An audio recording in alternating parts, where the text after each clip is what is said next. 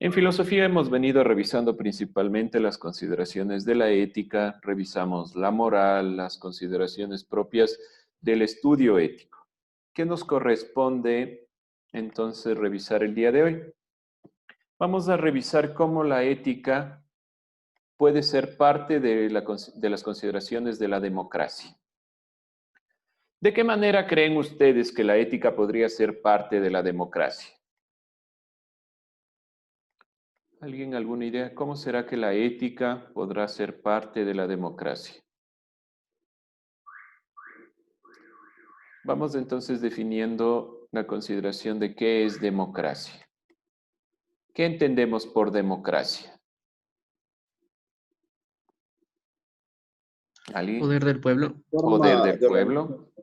Forma de, Alexander, organización social.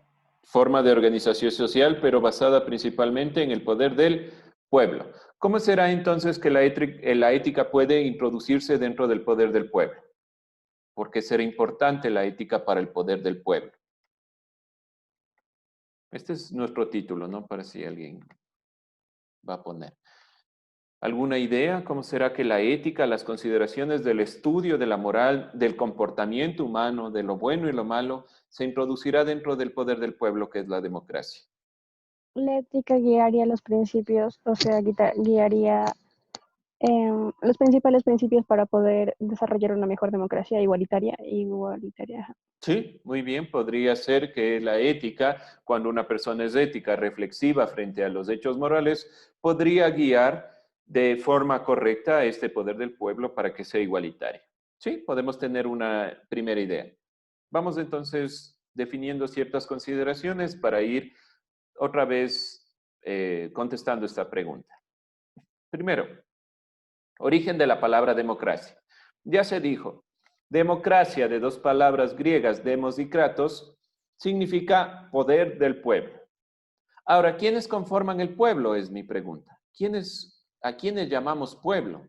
¿Quién es ese pueblo? ¿Alguna idea? ¿A quiénes podemos decir pueblo?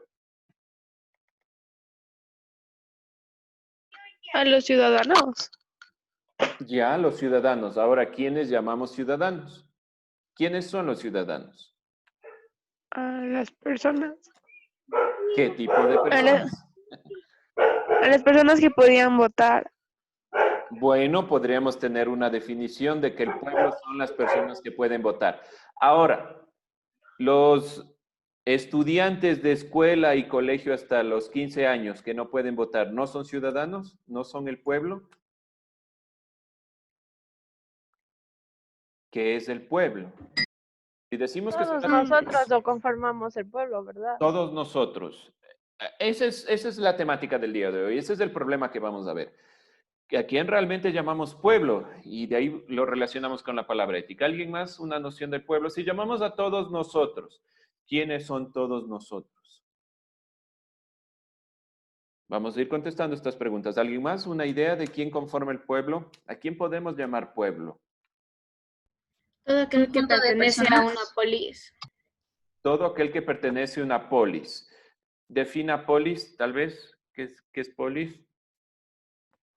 O sea, a una ciudad o continente o bueno, lo que sea, mientras pertenezca a un mismo lugar, se lo Podemos considerará decir un como pueblo de territorio. nacimiento. Ya, Ajá. podemos decir un territorio. Todos aquellos que pertenezcan a un territorio. ¿Quién delimita ese territorio? Si decimos, por ejemplo, que todos los ciudadanos y todo el pueblo ecuatoriano son los que pertenecen al territorio ecuatoriano. Las personas que están de paso son o pertenecen al pueblo ecuatoriano o no. Bien, vamos. No. ¿No? Entonces, ¿qué son? Si no son pueblo, ¿qué son? Si no pertenecen al pueblo ecuatoriano, ¿qué son? Vamos con estas preguntas. Es una de las preocupaciones propias del comprender la democracia. ¿Y por qué introduzco esta pregunta? Porque la definición pueblo de la palabra demos en griego, desde la definición griega y latina de populus, tienen ciertas acepciones y varias definiciones que a veces confunden el sentido propio de lo que será la democracia. Y es lo que debemos preguntarnos. Ahora, ¿con qué mecanismos participa y cuenta el pueblo? Ya hemos dicho algunos, del voto principalmente. Vamos con los significados de la palabra demos. Para los griegos hay 4 significados de la palabra pueblo. Primer significado, pletos, y hace referencia al cuerpo de ciudadanos en su totalidad. Aquí diríamos que todos los ciudadanos que están dentro del territorio ecuatoriano son pueblo. Aquí hablamos de la totalidad de los ciudadanos, de los que pertenecen al territorio. Es la definición más amplia en la cual nosotros podemos utilizar el término pueblo, desde la acepción demos. ¿Dónde entran los problemas centrales? Con las siguientes definiciones. Poli o poloi, como quieran leerlo, alude a la mayoría. Esto significa, poli significa mayoría. Ahora, si decimos desde esta definición que el pueblo es la mayor parte de población, ¿cuál es la mayor parte de la población? ¿A qué creen que se referían los griegos? ¿Qué querían decir con la mayor parte de la población? ¿Qué habrán querido decir los griegos con esta definición de pueblo? ¿Por qué hacer esta acepción de la mayor parte? ¿A alguien se le ocurre alguna idea? Tapia, ¿alguna noción? ¿Qué habrán querido decir, perdón, con la mayor parte de la población? Cuando usted escucha eso, ¿qué entiende por la mayor parte de la población?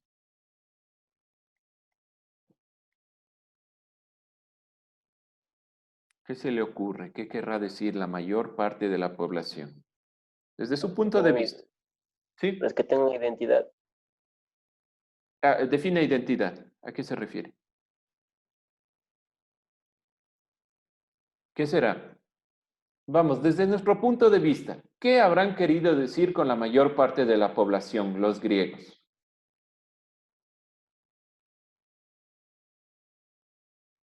¿Alguien más? ¿Alguna idea? ¿Quién es esa mayor parte de la población? No se olviden que estas consideraciones también hablamos en la actualidad. Hablamos de que la mayor parte de la población, por ejemplo, está en contra del gobierno actual. ¿Quién es esa mayor parte de la población? Ya tenían una definición de pueblo para decir la mayor parte de la población. Regresaremos con esta acepción. Otra consideración y definición de la palabra demos, pleiones. Para los griegos, la palabra pleiones significa los más, y la determinación se aprueba por el consentimiento de la mayoría. Podríamos poner un ejemplo como la asamblea. La Asamblea Nacional elige leyes y aprueba leyes por la mayoría.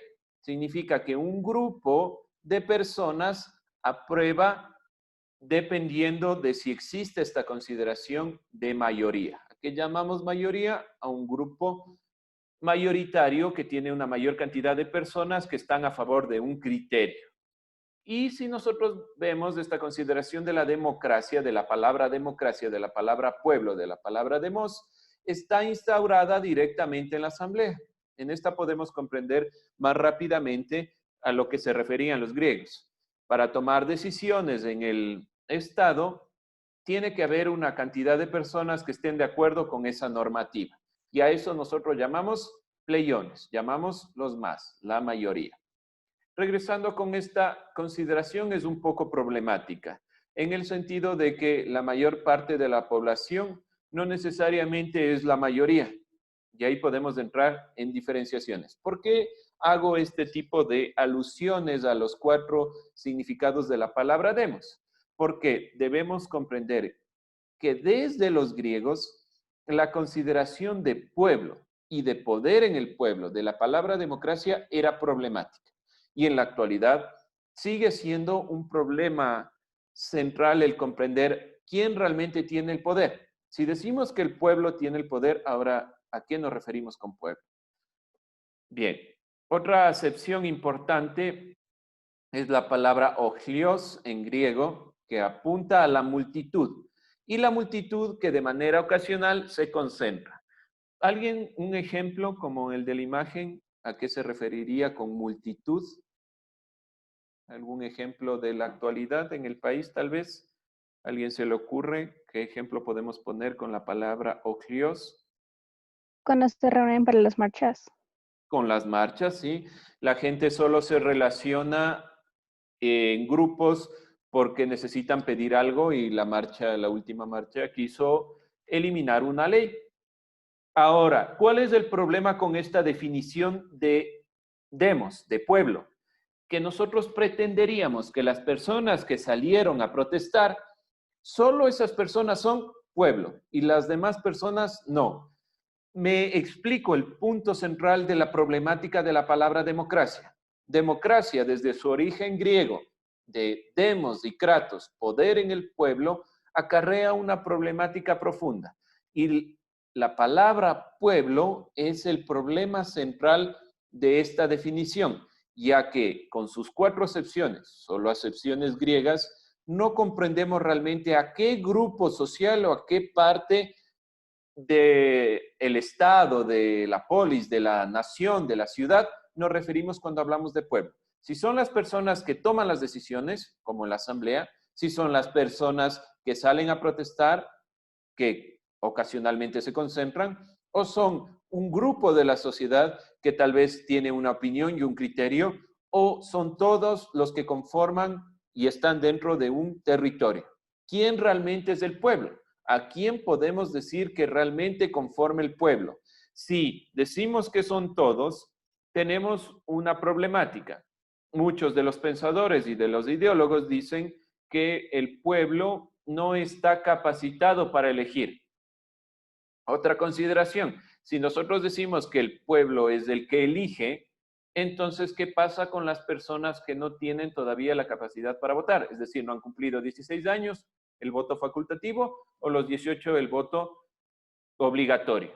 ¿Qué son entonces las personas que no votan ni toman decisiones dentro del Estado? ¿Podemos decir que los niños y adolescentes son pueblo o no son pueblo? Ahí entra justamente la discusión propia de la consideración de pueblo. ¿A qué llamamos y desde dónde llamamos pueblo? El problema central desde la filosofía en cuestiones de democracia y ética es cómo vamos a tratar a la gente que se conforma dentro de un territorio. ¿Sí? Vamos con otra acepción ya moderna de la consideración de pueblo. Para el marxismo, una perspectiva contemporánea, hablemos del siglo XVIII, principalmente siglo XIX, Marx habla en el siglo XIX, dice que el pueblo o la población es el proletariado. ¿Qué es proletariado? Los obreros que no poseen medios de producción. Podríamos decir entonces que solo el pueblo son las personas que trabajan directamente en la empresa, en una fábrica, en aquellos que tienen los medios de producción. Podríamos decir que un hacendado, que un empresario es pueblo. Desde esta definición podemos determinar que un empresario es pueblo. ¿Alguien? Desde esta definición, leamos la definición. Podemos decir que desde la definición marxista, no podemos decir eso. Ahora, si no son pueblo, ¿qué son? Y si no son pueblo, entonces, ¿por qué toman las decisiones del país? Si desde esta definición los empresarios y los que tienen los medios de producción no son pueblo, no podrían ir a las urnas y no podrían votar, no podrían elegir. Si nosotros asumimos directamente esta postura, solo las personas que trabajan y que no tienen medios de producción podrían elegir a sus gobernantes. Entonces, ¿qué son las personas que no son proletariados? Los burgueses, los empresarios y demás. ¿Qué parte de la sociedad forman si no son pueblo? Se dan cuenta de las formas sesgadas que se van tratando cuando hablamos de pueblo. Ahora también, si hablamos de toda la población, ¿los migrantes son pueblo o no son pueblo? Por ejemplo, los venezolanos dentro de nuestro país. Y decimos que el pueblo ecuatoriano son los que están dentro del territorio. ¿Los venezolanos son pueblo o no? Pueblo ecuatoriano. ¿Podemos decir que un venezolano es pueblo ecuatoriano? Podrían ser ciudadanos. Podrían ser ciudadanos. Son ciudadanos, pero digamos que no han cumplido los 5 años y no han pedido su nacionalidad. ¿Son pueblo o no son pueblo? No. Entonces, ¿qué son? Y ahí entra la disputa y la preocupación. Si esas personas no son pueblo, pero están trabajando dentro de nuestro territorio, están generando ingresos para el país, ¿qué son? ¿A qué grupo pertenecen? Y si no son pueblo, entonces no pueden tomar decisiones y no podrían estar dentro de la matriz productiva del país. Son preocupaciones complejas dentro de las consideraciones propias de los términos. Y del término pueblo es una consideración compleja. Algo que deberíamos también tomar en cuenta es las visiones de que la población va más allá de la nacionalidad y va más allá del sentido de los territorios y de los espacios. Funcionamientos de la democracia. Dos funciones principales. El principio de mayoría absoluta y el principio de mayoría relativa. Gabriel Largo, ayúdeme leyendo. Ya, listo, ya la ayudo. Ya. Principio de mayoría absoluta. Una mayoría del pueblo tiene todos los derechos, mientras que la minoría no puede acceder a ninguno de ellos para gobernar. 2. Principio de mayoría relativa. Una mayoría tiene potestad para gobernar siempre y cuando se respete el derecho de las minorías. Ya, Ya, gracias. listo. Potestad, principalmente potestad. A ver, vamos con alguien más. ¿Cuál es el riesgo del principio de mayoría absoluta? David Torres, ¿alguna idea de qué riesgo nos trae este principio de mayoría absoluta? Que la mayoría está equivocada. Que la mayoría esté equivocada. Bueno, ¿qué el más? poder expresarnos. El poder expresarnos, muy bien. Una de las consideraciones, podríamos decir que las dos son válidas, pero el sentido peligroso de la mayoría absoluta es que las minorías, grupos, por ejemplo, como los indígenas, grupos como, por ejemplo, pensadores de visiones diferentes de la realidad, no puedan expresarse y que la mayoría tenga un criterio sesgado de la realidad. Hemos visto en ciudadanía algunas posturas sesgadas de la realidad. ¿Alguien alguna idea? Tal vez de la Constitución de Gabriel García Moreno. ¿Qué decía Gabriel García Moreno? Las personas que estén ligadas a la religión católica. La religión católica va a ser el fundamento del Estado. Aquellos que no piensen igual van a ser separados de las posturas de la democracia. Ese es un problema principal que ha sucedido en muchos países, sucede todavía en la actualidad y en nuestras constituciones han estado plasmadas. Solo los que piensen dentro del criterio de la mayoría son y tienen la potestad de la democracia. Hay que tener cuidado con esta visión. En cambio, con el principio de mayoría relativa, las minorías, por ejemplo, grupos sociales minoritarios con grupos de personas minoritarios en la época colonial y en la época de la independencia, los indígenas, por ejemplo, pueden, desde esta perspectiva de la democracia, tener una voz y un voto dentro de las visiones del Estado. ¿Cómo hace la Asamblea para tomar la visión de las minorías? La Asamblea, el Estado, ¿cómo podrá priorizar las minorías? Desde su punto de vista, ¿alguien cómo será que hace el Estado para escuchar a las minorías? Cuando se reúnen en una sola campaña. Bueno, podría decirse dentro de lo que sería, planteamos una ley, por ejemplo. La ley no va a ser aprobada hasta que no sea revisada por un grupo de las minorías, porque también tienen que poner su punto de vista dentro de la ley. Podríamos decir de alguna forma eso, podemos decir también con la participación activa de las minorías. En la Asamblea existen grupos de minorías que forman también parte de la toma de decisiones. No puede solo la mayoría directamente en las nuevas asambleas y sobre todo desde la Constitución de 2008, solo la mayoría tener la razón, sino que la minoría también tiene que tener una cantidad del voto. Bien, no olvidarse que la democracia en nuestros países está ligada directamente a la Constitución. La Constitución debe garantizar la democracia. No se olviden también en la última hora que veamos ciudadanía, estaremos topando estos conceptos. Para la Constitución que revisaremos en las nuevas visiones, siempre está ligada a la consideración, la democracia con la Constitución. No olvidarse, ¿qué es la Constitución? ¿Alguien? ¿Qué era la Constitución? Isaac.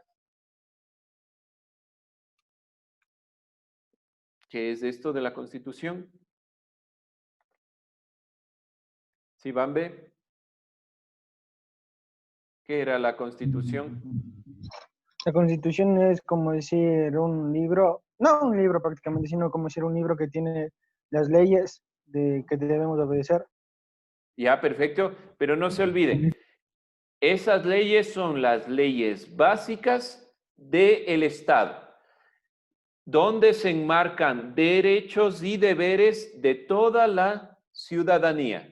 No se olviden de lo que venimos nosotros revisando también dentro de las diferentes constituciones, las perspectivas principales de la Constitución era enmarcar quiénes eran ciudadanos, quiénes podían votar, cuáles eran los límites del Estado ecuatoriano, es decir, la Constitución de un país conforma las leyes básicas de ese Estado y tiene que estar siempre la democracia relacionada con la Constitución. En muchas de las constituciones de los diferentes países, hablando también de nuestro país, se instaura directamente la importancia de la democracia en la Constitución. Se habla, el Ecuador es un Estado democrático. ¿Qué significa?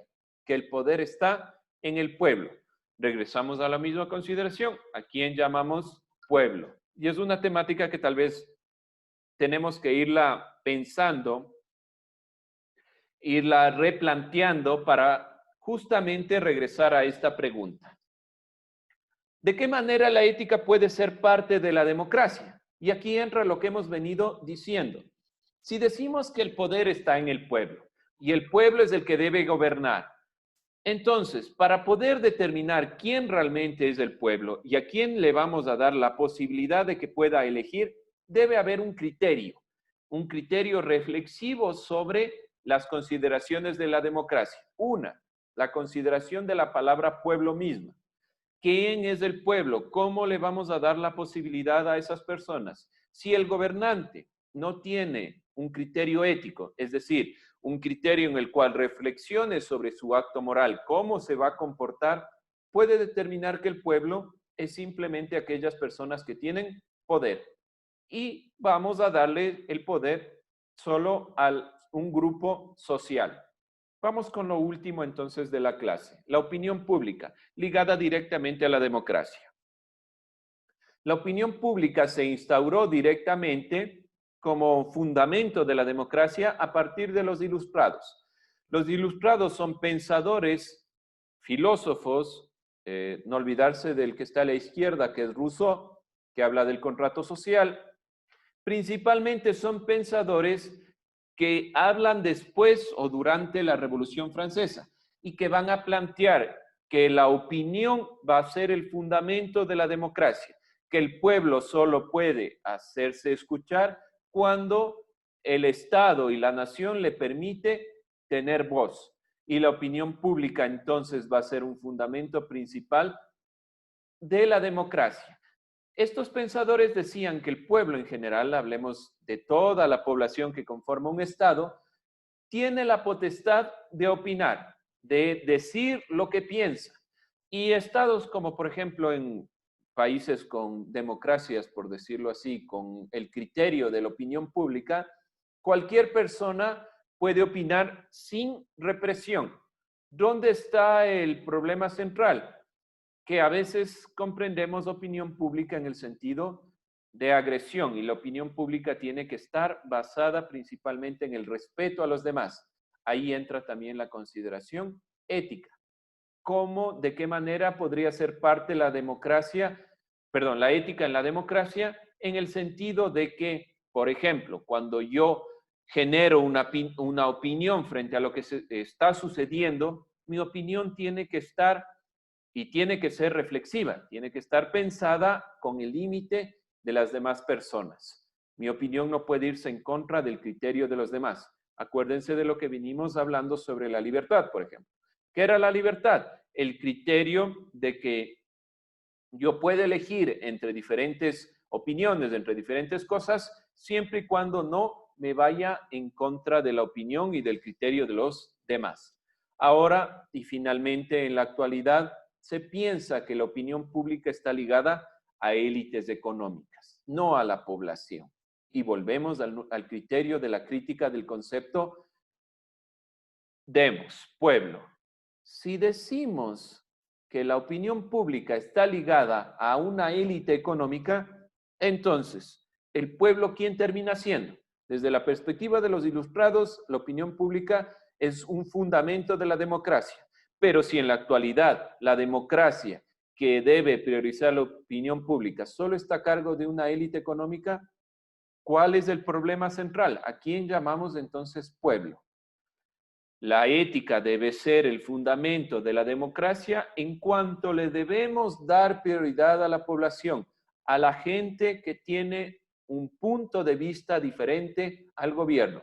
¿Qué sucedió en el último paro nacional? ¿Qué está sucediendo en la actualidad? ¿Han visto sobre los procesos que se están dando en la actualidad? ¿Alguien ha escuchado sobre eso? Sobre las protestas sociales. ¿Qué saben sobre la protesta social, sobre el recorte al gasto público, sobre la privatización que se está dando en la actualidad? ¿Han leído algo de eso en los diarios? ¿Alguien ha leído sobre eso? Sí, Alicia, ¿Qué se ha leído sobre eso? ¿Qué sabe sobre eso? que como era entre varios gremios de trabajadores y de profesores y todo eso han salido a las calles, además de que sus... Ya, David. ¿Y dónde ha leído eso? ¿Dónde leyó? ¿En qué diario? En diarios no leí, solo un día estaba viendo noticias y ya. Ya. Y muchas de las noticias que se pueden ver están en redes sociales. Muchas de las cosas que nosotros hemos visto en redes sociales a veces no están en los diarios. Muchos de los diarios del país no han publicado muchas de las noticias que se están dando sobre protestas sociales. Se publicó solo la protesta social que se dio por el gremio de profesores, pero ya antes existían protestas, antes de que se dé la normativa y la ley última de emergencia. ¿Por qué no salen en los diarios? Porque muchos de los diarios están guiados por élites económicas y solo responden a intereses políticos y económicos de ciertos grupos sociales, donde en realidad deberían responder a la población. Hay que tener mucho cuidado cuando hablamos de opinión pública en el sentido, por ejemplo, de los medios de comunicación. Los medios de comunicación responden a intereses de grupos sociales, no a la población como tal. Bien, nos vamos a quedar ahí el día de hoy